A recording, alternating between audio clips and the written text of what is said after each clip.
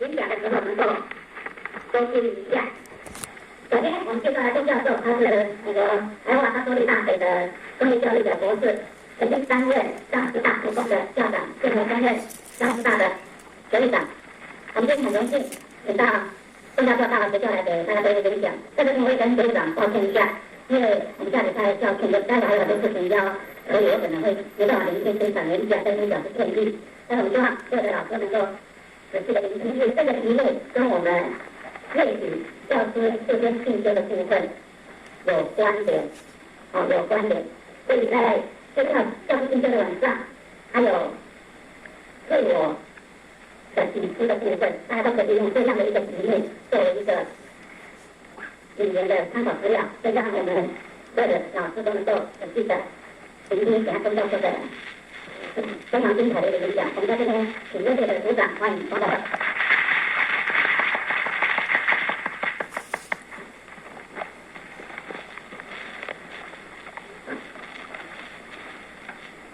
各位我们新国同学、优秀的师长们，大家早安。好，大家好。对了哈，注意了，我讲。那么刚刚校长有跟我介绍，我在8月1号之前是3号师大附中的校长。事实上，因为我们师大有个附属高中高工哈，就是以前的8大成功。那当时附中里面有综合中学，综合中学4个班，3个年级12班，那么日夜兼顾加起来90班，还比你们学校少一点。你们学校正好都4700的学生哈，我那里是4500人。那么小学是教师员加起来223位，今年的经费3亿。那这个校长一定是有师大，这个校长就跟着大学校长共进3年，所以3年多年，我们其他学新校长，师大的新校长，那校长是我的老师，好老师说也不错，以后校长也有去磨练，所以就被派到附中去。那做了3年之后，都有问题，然后又生气的，那有2个，第一个校长不是人干，这个大家很抱歉，我自己家里的企业人干嘛？不干了也干，那么不是人干的。第2个就是还活着，因为在那里的人天天无休，非常辛苦。那所以记得是6月有一次，我们这个博士班考试的时候，跟我们校长都同台，结果考试完就把拉去旁边说：“已经3年了，我看你最近都没有在读书，我看你还是归队好了。”校长是都这样讲的，也不会害我。我说：“你没叫他站起来说，行，哇，还是蛮稳定。”教育长现在我上礼拜校庆，我是下礼拜的，跟我上礼拜是都是那些务处，是现在熬到11点12点才回家，隔天一大早要进场那这个题外话，接下来可以是很轻松的跟各位来聊，我在当附中3年校长的一个人生心得跟问题。我80年从美国回来之后，我就一直在企业界里面做辅导的工作，帮企业界诊断等这样的事情。在我到附中去的时候，我就企业界管理的方式来做的。那么我刚去的时候，意思就是这样，其实是很主力而已。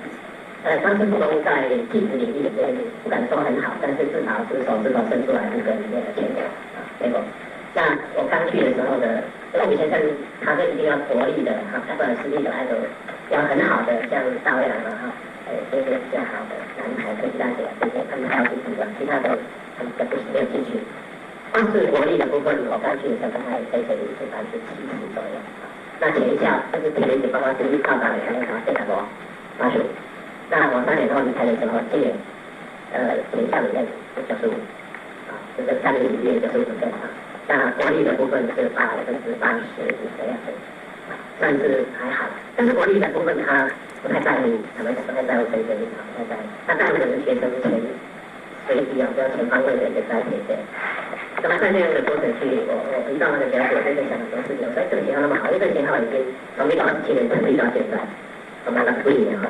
那么他们学生毕业的校友很厉害，太多表现很好的，像朋友好的，我们在座400岁开头要工程系统，这么少吗？我现在在推销这些，看到有这个和泰汽车的传统代理丰田汽车总代理的30岁完整到这样。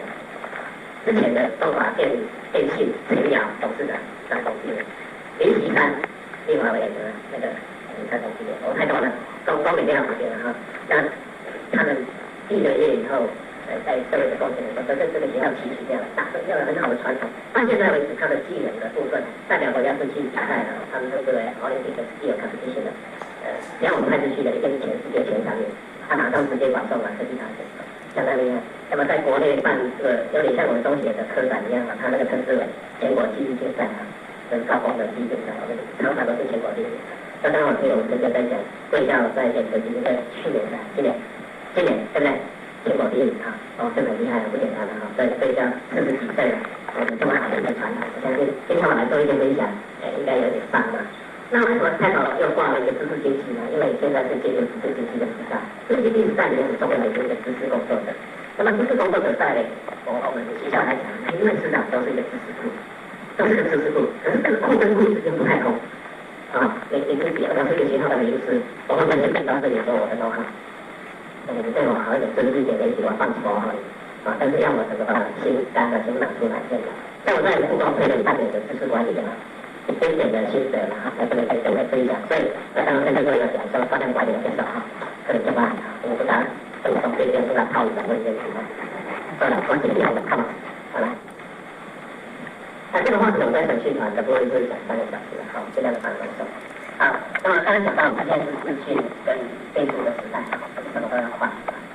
讲说就讲到这种，就是讲到把它考虑梦想那种维护器啊。那科技的话帮我们解决非常多资料的收集整理所以在知识经济里面的大部分的工具的使用你不会用的话就完蛋了。我们现在有大家有看到我里面有个组叫做课外活动组。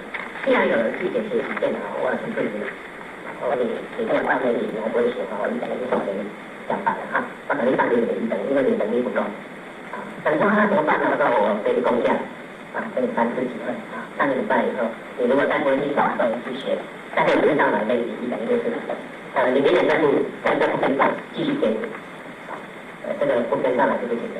那民主开放了，大家一定要合一致。收入相对很快，特别是来自于我们从早上跟有一些我的涉及到国中的经历、国中部的经历跟高中部的经历是不太重但现在这个学生越来越少，像我们不公的晚上的部分我们的自费班我们是一个放假放假，因为它不成本，也就是说用白天的这个跟自班的成绩养这个自费班，这些沟通这是第2个很关键的把它带起来，这样才把我了解我们自己还有这种。这个成本肯定没有的话就完蛋。OK， 好，那再来就教材了教材各位懂的都比较重这个9年1贯的这一贯跟那一贯，你知道是哪一贯的？这个问题这就是一直要求的要变好，我直接切入这个知识经济的题材那里面有提问对不起，因为我档案没有事先传给各位，所以手上没有讲义，这个我等一下这个人家如果需要的话反正关系就分享了OK。知识经济里面它的定义就是最简便的定义我刚刚讲的时候回答几个题第一个看就是知识资本，什么叫知识资本？就是从企业界来的。我企业界的我想要开一个公司我可以先当人，当个事业条件，等于说你要全班、抢班，要厂房要土地要设备，那这个时候大概怎么办？你要钱，那这个好的，你通常我一定要有人来做，所以有人以后要很好的管理，东西产出以后呢，我要透过国路先把它卖到顾客的手上。顾客手上买到用你之后，你事后售后的服务，这个整个系统非常思考。但这是过去，过去有一点有一个技一个爱客人在讲要素，但现在不是。我们国家很快签了12月进入高2000年的时候，我们就修了一个公司法，一个公司，因为整个为整个现在在全世界的企业有很大的特色就是全球化。全球化，所以说我们就修改变成公司法，修一个人也可以组一个公司。我今天到民生去开会，在会场里面我就跟还是世界各国的这个商人碰面，有一场以后他对我们的产品不错，他马上跟我下订单。我人在飞机上很快到台湾我就可以下订单了，就说我下个产品可以帮我生产。然后等到台湾，等到开始中反后马上就给他说我们台湾。在电脑公司，他有办法人家今天下单，1个礼拜之后的东西整个出去，好厉害这个就是透过了整个知识，所以以后就是靠这个东西干嘛那这个对公司来讲，我们的知识智库就是广东的，所以你们知道这方面讲的，20世纪这肯定是以知识为主的这样的一个体系。所以这个时候它还有挑战，我只是经济因素，但是传统产业也没有所谓的经济的这个概念去，还是啊，人家都有讲的。好，那这个其他的还是需要的，但是知识基本这是最重要，人是最重要的啊。那接下来就是你要不断的创新。那很多人以为创新就是什么都要通过命了，其实不是。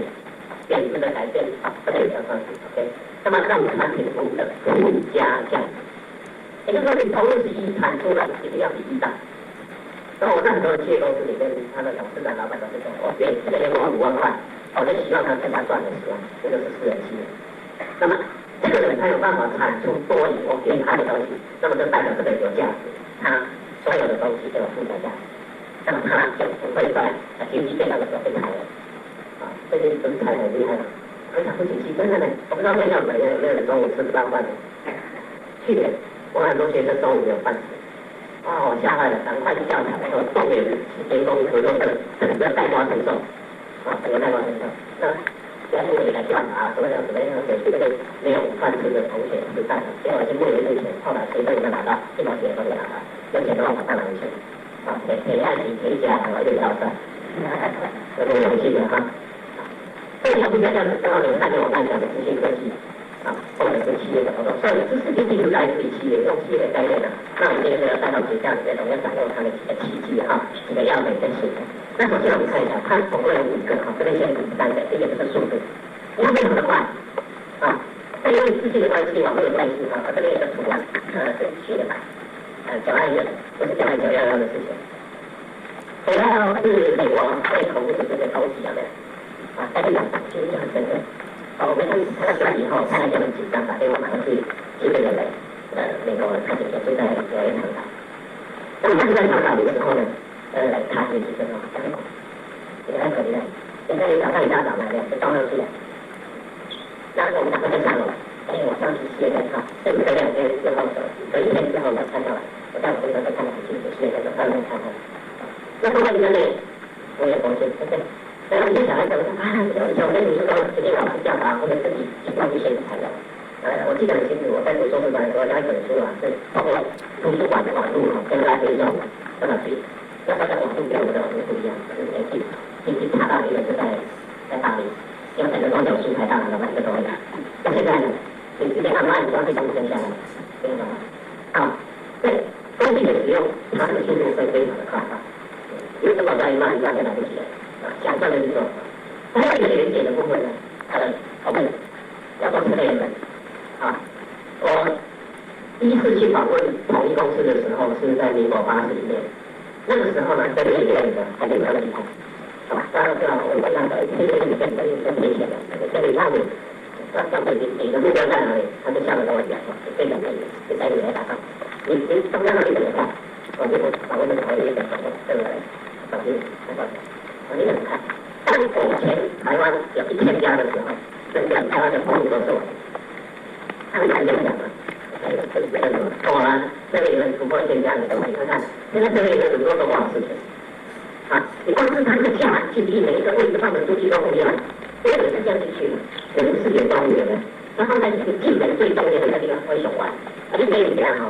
你要是大家只能放在这很旁边的，你看飞下去才看得到这个是两个跑掉了呢。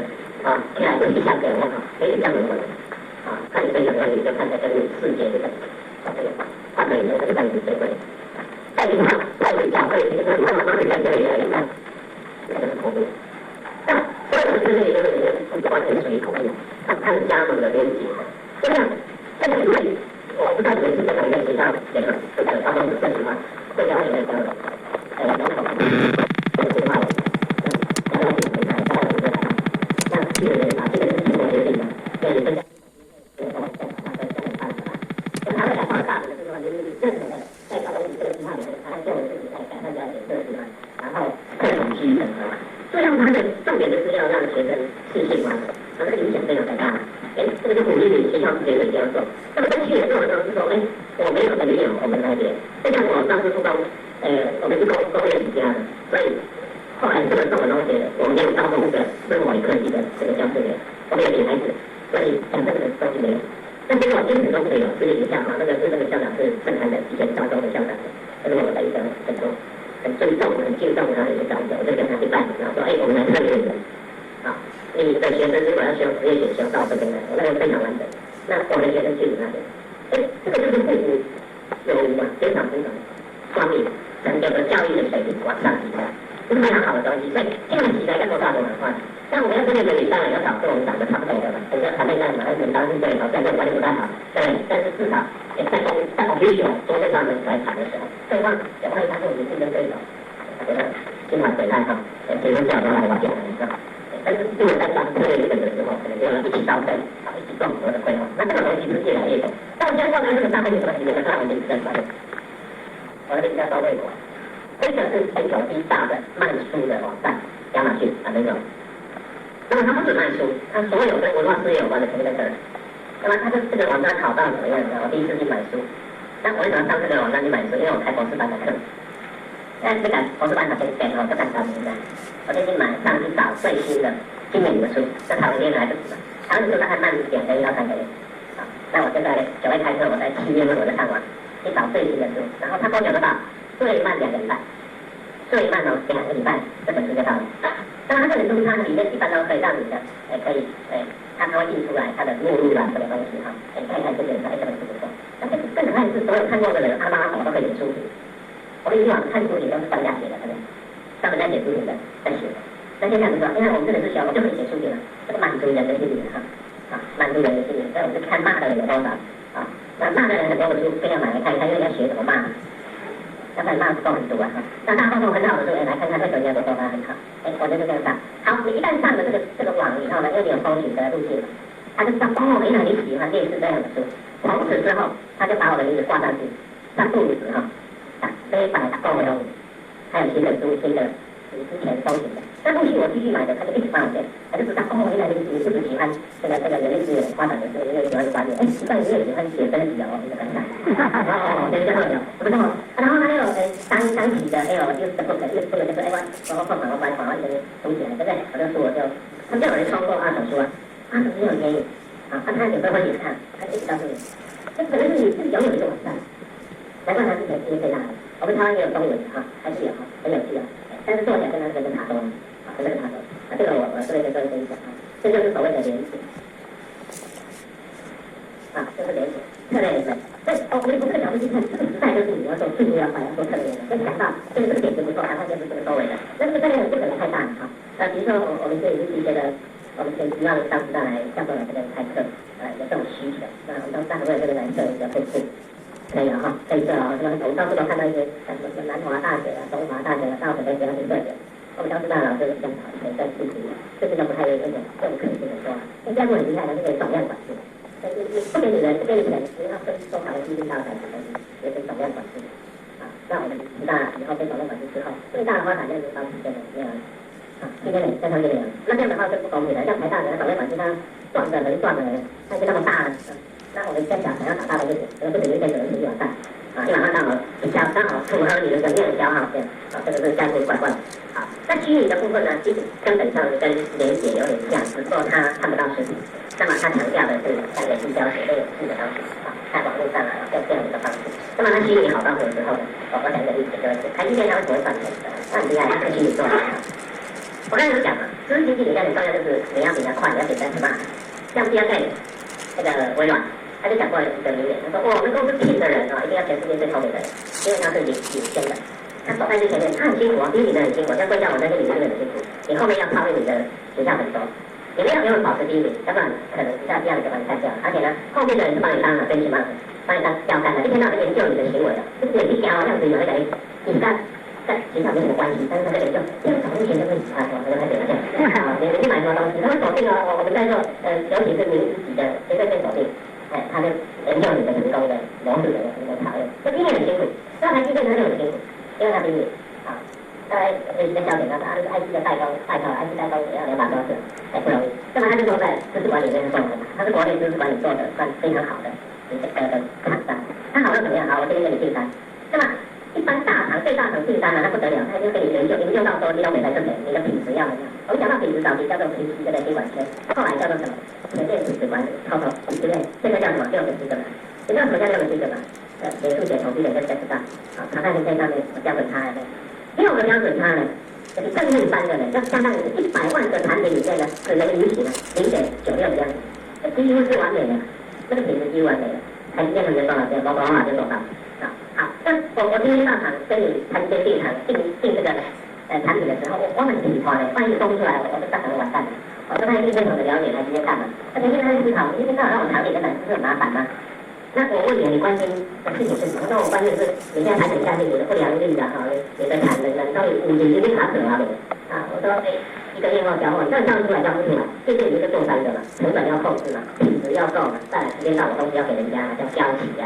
好，那他就做到了，这个虚拟就做到。好，你今天只要是我的客户，我就给你一个 IP 一个 password，你随时都可以上网，在网络上看到你的产品在台城上面已经做到哪里了，很厉害。所以我可以在伦敦我家的后面喝咖啡，我上面只要放着 notebook，透过 internet 我就可以看到我的产品在台积电的第2场的第4个台城的第5个位置做的成效怎样。那你要不要到台湾来？不需要，这个叫做 virtual。啊，虚拟。那像我们现在好，那公司都跟类似，那就往这类似了。现在早期是要样品，让你去逛逛，现在已经很少人用样品了，现在用什么？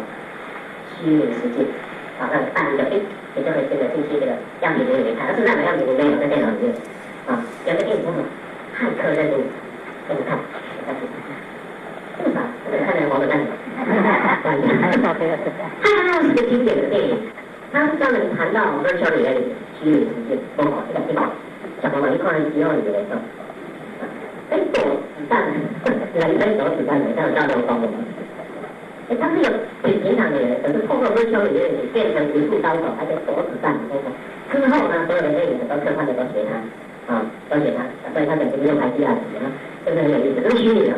那么在我们现实里面，我们常常因为时空的关系，因为我们学的是过去的东西，年轻的人更容易接受，比较中上比较细小一点比较的。这个部分在我们学习的早期学的都没有，现在这个很快，一下就进来了，而且速度非常的快。所以我想，这是里面很重要的3个特质。那再来就是2个，我刚才讲的附加价值。附加价值它好到跟这个2个一起讲啊，放心。高雄去年是吧？还是前年，不是卖一个什么芒果冰的？好了，我们看看芒果冰这件事情而言，它有没有什么知识经济的这个所谓的什么大知识？没有，它只是把手边的芒果冰什么收起来，可是它很多东西透过让人家相信这是一个创新，量跟价值的转对的一个时代。那你看，妈妈呀，当场你知道，因为旁边有个人，多好玩，然后反正气氛习惯的报喜的，这个亏了几好，哇，标紧哦，就他赚了。我说创新要创新。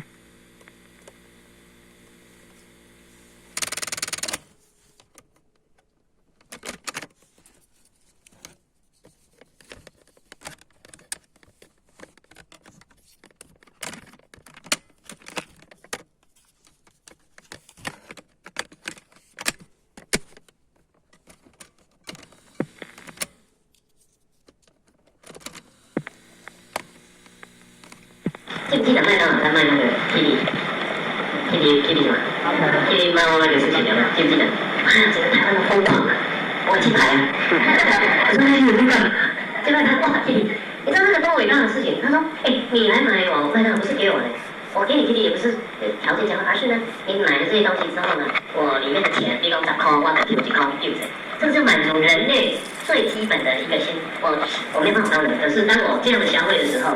他会从这里面去帮助更需要帮忙的人，这是多么崇高的这个我们叫高尚的情操啊，很容易满足人。好，所以一般来说，这个信用卡他们人家就来一个这种认同卡，兴国中学的认同卡，比如说跟这个远东企业的说 ，anyway， 我们是大有跟远东企业的这样的，每100块的消费里面，它有1块给你的消费基金。所以当我们听到消费基金很多的时候，我讲我轰啊，什么意思？我搞贡献的，这个就是这样的一个概念，它是添加它的附加价值。好，我现在就要提一件事情，很有趣。包括当校长的时候，我是7-11的前年午休，住在学校里面，很多人都很讨厌学校，一天住在学校里面干什么？我没有办法，我就住在学校，抛家弃子哦，太太孩子都在台中，我住到彰化。后来情况一个变小回，太太要放给怀着了。我现在讲就是每天早上，大概6点不到，哇，好吵，吵死了。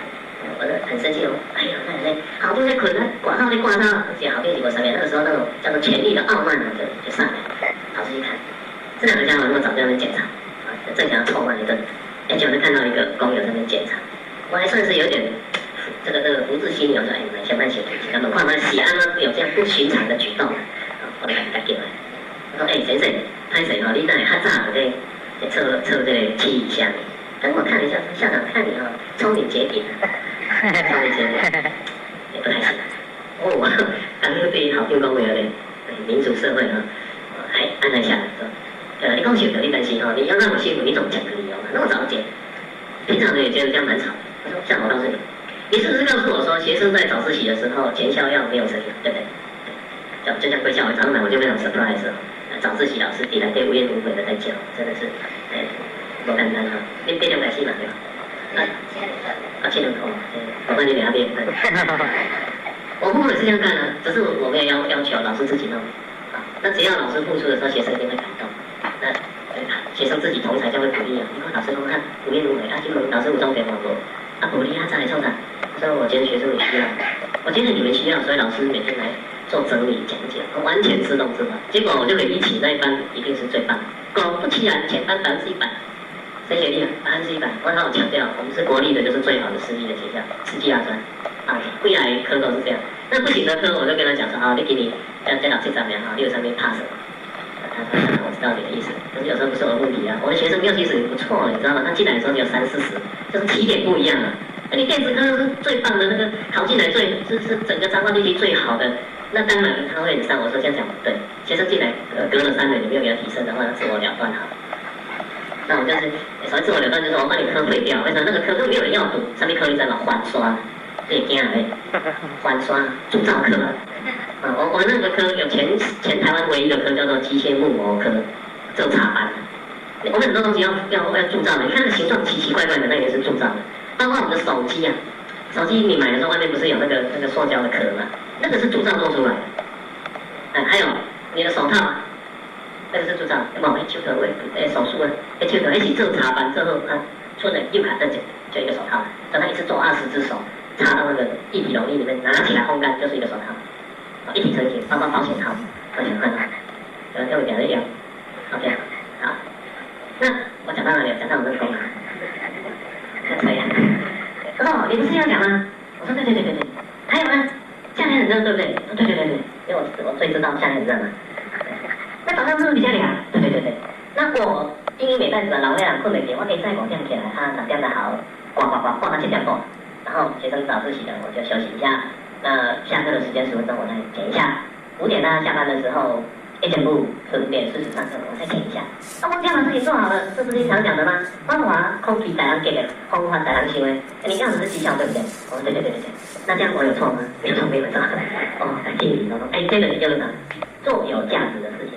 做事情会站在别人的立场来思考，会站在绩效的立场来思考。绩效哪个是有给的？那我给他的薪水5万块，我觉得不应该是这样，他应该是上去的。所以到后来打考绩，下面当然怕1等哈，我马上就修理那个人。怎么可以？这种人是绝对要甲等的，你怎么可以给他1等？所以后来我发现这个工友是全校里面最受欢迎的工友。我告诉各位，全校最受欢迎的不是校长，你从吃饭就知道，没有人要跟校长坐在一起，早起也不对，晚起也不对。不知道什么时候去最好，小会请麦基，麦基嘛比赛，这个指标作用嘛，没有去的时候校不给面子，去的话讨厌校来干什么？这个都不知道怎么变塔妹了哈。那结果这个狗友是全校最受欢迎的，我们称为江湖皇帝，听懂吗？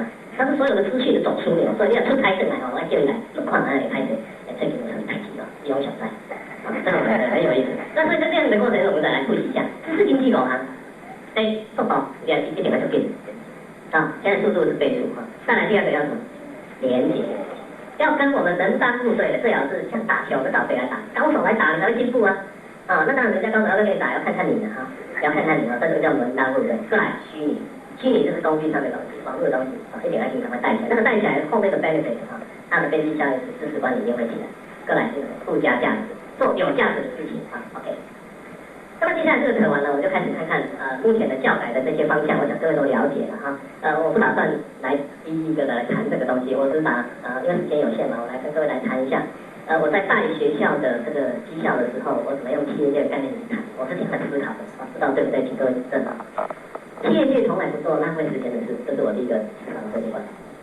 错呢也只能错一次。结果我们发现在公务机关里面，特别是公立的学校或者是公务，现在公务机关比学校好多了。公立的学校很多，同样的事情今年做，明年一定还会再做。常常在在进行重整。今年的错误，明年继续错。你今年我的品质都这条盖完可是明年来的时候，故事重演。那你问他为什么去年错，今年来错？主管换，公园好，行政管规整化，所以行政人员常在换。那职员呢，有的退休了，有幸福了，干嘛？那就是一定有借口。这个借口我刚刚安有能力，但是细想才会知道。细想为什么细想没道理？因为学校这些事情都一直努力嘛，什么样的东西每天懂不了，新的东西有时候你没有前例可循，那找资料找不到，说赶紧修啊，到底要怎么修？这个就叫创新性的。创新性我们一下能够容忍说，你讲出来这个点子把它达成，可是它的效益要明确点，几乎很难，几乎很难。那努力的东西呢，你常常会找到这个不对，所以我一直在尝试从这个角度去想这些。第二个呢，竞争力来自于呢，我刚才提到，你要当第一名，一定要让第二名是养用5年。不要说里面就改过了，都可以，一半的店快，让他用回去，不换了忘记了，这么长，算了，我就当老二好了，那我就永远当老二，不知道，我是要这样的，所以我就是说，要怎么样来了解我们自己强在哪里这个说要了解。那我们是一定有弱点在哪里？那么外在环境常在变，我们的机会在哪边？有没有什么样的威胁？这样的分析叫做 SWOT。那个时候我就带动每一个处事都要做，处事做每一科都要做。为什么呢？因为我跟教授关系很好，我当然去抓很多钱回来。结果我要给某一科的时候，我说我要给你200万、300万，我讲他们几万钱嘛。绝对百分之还搞一下这个设备标准出来他继续讲，那你做没出来？我你管你哪做没出来？你不让你的动产中国我说按照课程标准，因为公立学校都这样嘛，按照课程标准在教。我说你能不能告诉我明年你的课要走到哪里？5年后你的课要走到哪里？10年后你希望你的课走到哪里？拜托，你不发展计划呀？发展计划都大家都回来回去啊，加上不知道是谁的反正到时候都会改我说这我没有办法忍受，然后第一个，请你去做手腕分析。你的学生如果连续2年、3年你都没有办法给我拉上来的话，而且一直是学校的毒瘤，那我不切不行，我当校长我就给你切掉，切掉是废课了，就简单了。我说你干嘛？水问老师工作前，我把你放到别的科嘛，我没有影响你上课。很多在课程改变的时候，大家都会想到老师想用干啥，有些是不对的。课程改变是永远在改的，时代在改就要改。以往是10年改，现在是5年、2年、3年都要改，事实上是随时要改的。课程改的时候，第一个考量当然是我们学生以后出去有没有竞争力，它是我们的产品我的课程陈跟我讲，我就非常的佩服。贵校不止升学率好，学生在学业表现都很好。你们经常的非正式课程有没有？这学生也很注意。我女儿在读小明理中，他们也是这样。小明理中是全国声音教育有名的学校，他们真的就是这样做。课业呢，讲那个要求，他们这个是全方位的，真的才是这样，这个孩子以后才有用要不然你这样出来的孩子上了大学以后，都长得像我们等的，听到他都不知道怎么去做人不知道怎么样去待人处事那这个就麻烦了所以我们就拜托我们如果是学科的部分，也是要去分析去分析。然后行政单位的时候，我还另外再做一件事情，我要主管去做人力盘点。我现在打仗我就看我的多少枪、多少子弹。那我人力盘点什么呢？过去1年你做的事情是不是你该做的事？很多人说我忙，你知道吗？忙的要死，那些通常就会广东就把那里边一支援别的部门，自己的部门呢你一个这个是不对的。我觉得去做人力盘点是第一个，做的事情是不是你在职位上你该做的事情？第二个呢？请问呢，你还有什么部分觉得不够的？你说要把这件事情做好，你必须具备的专业知识、技能、工作态度是什么？自己写，那主管要帮他确认。这样弄出来以后，发现什么事情？我深切的感受到，一个人他如果不工作我就给他归类几个。第一个能力不够，或者能力不够，你给我打，你给我打我的，你给我打7、8，给我再打起来，我能力不够，这个要干嘛？教育训练。透过老师在职训练，送他去训练，把他拉起来。我在职训练落实到各科里面，科主任可以提。他可以提说，我们哪些老师，我们新的课程怎么样？由学校出钱送我去进修，那是第一优先。那自己去找的是第2优先。所以我们第一优先是钱有补助。那属于自己自我成长的话呢，就看学校的钱1/3、2/3补助这样，是这样的一个方式。所以用教育训练把能力不够的带上来。我今天能力很够我就不做，我就不做，这个意思因为他认为主管对我不好，学校有亏待我非常的不满意，就说我工作满意度很差，所以呢，我说我不就是干。那这个代表什么意思？学校里面的管理还有主管的领导可能有问题，这个时候呢是主管的责任。所以我现在归纳的结果，当你的部属、你的里面的成员不愿意工作，是谁的责任？主管的责任能力不够是主管的，因为你没有送他去进修。但他有能力不愿意工作，也是主管的责任，因为没有把他带好，没有激励好。那这个主管怎么办？主管也是要训练所以我们就分层，那我们主管训练的东西是用第5项修炼来做就像在这个书本上面有哈，叫很早以前就讲，那我们不是每样做，我们先从这个心智模式开始做，系统观念先做，然后做品质，所以一起主管，还要知道什么是好的，什么是不好，怎么样去做这个规划、计划这些东西，好，然后就是讲企业界的管理的那个功能就分工下去。好，那你盘点完以后再加10万个完以后，就产生今年的发展计划，这个叫做进程发展计划。以后的2年，就是第2年跟第3年叫做中程发展计划。在过去5年、6年的叫做长程发展计划。那么进程的发展计划一定要把人事、实地物呢都规划出来，然后到时候要多少钱，然后我们会有一个10人啊，大家都一起主管的会议里面去针对今年的各处提出来的计划去审，审完以后大家认为没有问题呢，我就把6000万。前班科研部5000万全部都放到所有的这个出师各科里面去，因为我们的薪水吃掉2亿4千万，吃掉2亿4千万，那6000万是所有的业务付费，那资本人去的大都没有，都是额外再加，额外再加。那加上去我的策略就是我有4个科嘛，就我4个科，然后再有综合高中部，我们1年上加，因为你是要均分的哈，那均分完以后就看你的发展计划，我1年就拉3个科，额外再给你几百万，把它拉起来。所以你如果要我的钱。你就爱喝加给我，给到每年计划好好执行，我只给你骗1次，所以你今年不要骗钱我很高明的，结果执行力不够，那明年还可以，你就把100条给了，人家给人带上来。那么3年之后呢，这样的理念这样带3年了，他们的设备都换新了，包括硬体软体全换新了。那么每个老师呢，我刚去的时候我就下了一个，我忠诚的目标，3年之后所有的老师至少要1/2一定要拿到 Master 的 degree， 正规版的 degree， 不是属下的正规版的 degree。那么在我离开的时候，已经70%都有了，还有好多个都在读博士班。那这样的时候他会干嘛？不会天天在学校里被动，你知道吗？他很忙啊，他忙得要死，这个不小了，就每人英英美袋子，你要给他们打开的。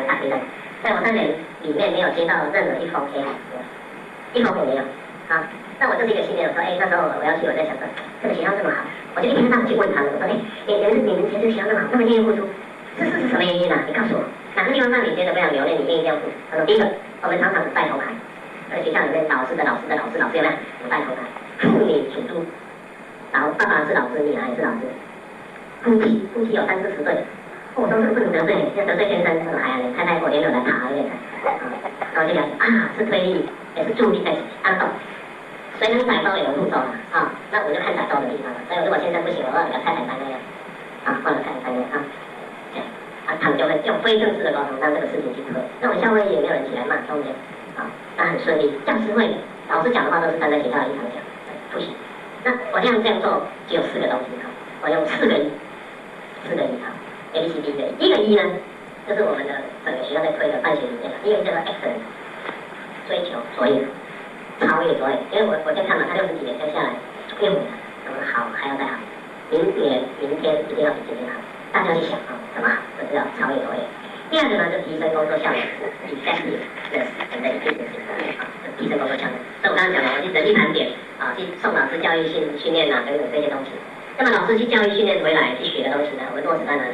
科研究会。今天这个老师出去进修是我学校给你公差，安谁你这个也安谁。很重要的主题在校会里面发表分享。那每次的分享一定要写稿子那对他自己科里面开科研究会也要分享。那我们要建这个共同网站小地方。那比较可惜的是，我走的时候，这个东西那个 KN 的平台还没起来，但是我自己带的研究生，我自己就起来了。这个阿狗研究生读书会我所有讨论的就上这个网站。所以在知识管理里面，不只是你创造知识，你要去分类知识，要储存，要分享。老师分享最重要，这是题外话。好，那把这些东西，第二个就提升工作效率那所有的学校都是为了学生的学习。所有的老师、行政人员都是为了学生的学习、教学活动。所有教学活动应该用掉学校最多的资源，这个才对。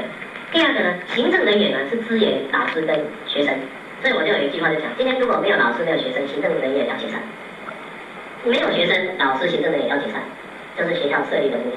所以这种概念就很强烈。因此呢，提升工作效率就是要成这件事情。那么我们就要求我们的办公室，至少我校长室是这样，任何人到我们校长室来，都是我们的客人，我们没有人可以坐着讲话，站起来。我现在到学务处，我也是这样做。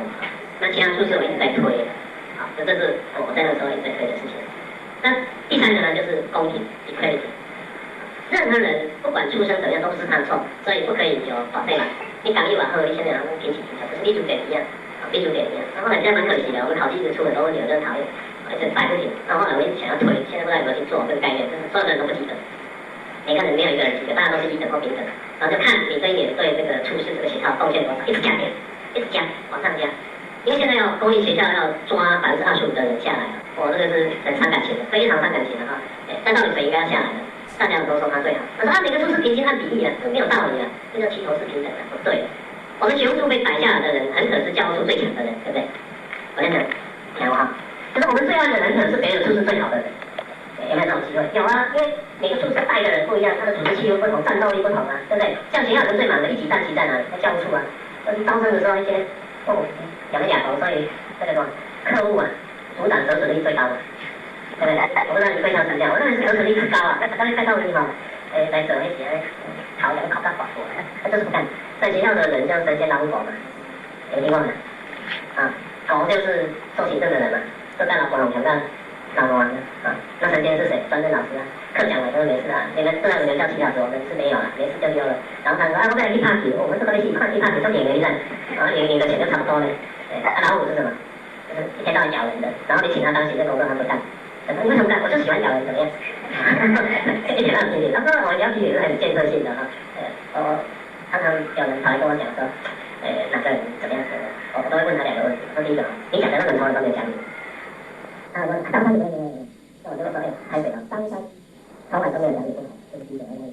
第二个呢，你讲当山不好，是对当山人的事情，是对这件事情的不好。那当然，我说这个人对他不对人呢，他总得要评审输入嘛，对对对。那好，那你对这个马东西有没有比较高明？没有，而且当时上来，但没有他很注意的，好，对对，记下来，这样可以了，好，对对。我就那天呢，你会想说，马上说完你想说东西好吃过，这个你看当时你这个认真看不好，你觉得那个怎么样啊？这个是很有趣的，好，这个呢叫做轻松啊，我觉得这才是所有教育的。我们因为对学生的爱，对教育的爱，所以早上不愿意什么，要帮学生做课业的。学生他这个问题学生好，所以导师很好。对啊，我们这导师，我们这导师都不在意，我们这导师哦，这个老师教小队长，有一个他北里来的那个小宝贝的老师，那导师导师好到学生跟他，然后当姐姐当哥哥当叔叔，你看那种感觉多好。他毕业了以后，哎呦，他都会来找我，我就跟他讲说，我跟他讨论，您这一辈子影响你最多的，你最感恩的人是谁？你看所有最感恩的人，几乎都会请他的老师。我们这种他老师，你现在讲我，这个怎么多啊？没有想比较多，没有想比较多。我们是很喜欢，一样啊。但是真正的回归来讲，大家为什么要感谢李导演？因为我们的付出。那我为什么会去教他？你说12年好，12年如果是我可以直接让我这个干的，不久不久完全就是下班。可是因为对教育爱，我们是12年的，我一般我们只看这个学生在门口发微信，他电话进来就好高兴，学生他的事情会找我们，就跟我很有用价值。那么教育网上干嘛？对不对？就是我们提供的服务，他觉得有价值，会找我。他觉得同样提供的服务，我们是爱心，没有爱心你都没有效的。所以我来考主流出来的，中国主学生来也都不行，要不然他也不会干嘛。你这个是机构，他来是非常实际，那我们是帮他的。中国主的学生也2多块了，就能来搞会馆。那他一个行有余力再来搞会馆。那这堂东西呢，他是提供卫教啊，还有这个我们这样是卫教啊，对，教我们最保证红水的，对不对？太不会。对，他任务是这样，那我就这个很多不一样，除完给大家都看清楚。那当这个环境大家都很有爱心的时候，我跟各位指导说了，相由心生，怎么办啊？然后你旁边的空气呢，气温就不一样啊。我刚刚讲，你嘴巴张开讲出去就是什么红宝石啊、玫瑰花啊，那我讲是恶道的，一生就不信了，嘴巴一张开就是癞蛤蟆。老虎、猛兽啊，同样出轨啊，让你觉得，所以那个完全是转念的问题。当你很快乐的时候，旁边的人就开始快乐，那他快乐你更快乐，这叫爱的分多金。这4个一是我们一直在推的事情。后来我就告诉他们说，请你每一次要跟我申请，因为在办活动都要计划书嘛，那你都要计算一下什么多少，你的目的一定要告诉我很清楚是哪一个一。你这样子的活动你都要挂上去的意思。那么在学习过有一个开始教会，这个数字要上报告，你这个学习做了多少一？那反正呢，自己的话，他们报告完以后，马上就会跟下去了，会跟下去了，包括校长的市政里面，考对代考对体现啊，各老师对代考体现，对个性体现，对体现。那有些要求是参考啊，比如说教师节就马上从他们讲那个课外牌啊，或者骂他们，课程性的这个收集课外，他其实你从玩弄的哈，能满足大家最大的基本。还是有人会骂，那这样的话，报告完所有的可能这些节目都是4:1，报告完大家评鉴完以后就蛮少的，怎样的看不到。所以对全校公开的只有对校长的评鉴的资料是公开的，那各处这个部分是我参考啊，因为他们是帮学校做事情的。跟差很多了，有时候有私人恩怨啊，这个很难讲。但是我们可以充分了解这样来做，所以这个是我是对。好，后来呢，在一次因为老师也就提到，好像你用这些东西哈，4:1上面应该还有东西叫什么学校练习因子。那其实我记得是第半年的时候，我一直要见过我们副总的练习，一直要见过，我一直问，因为这里面应该就是发生大家所愿意追寻的，你会非常的感动的东西，在学校里面去办。原来你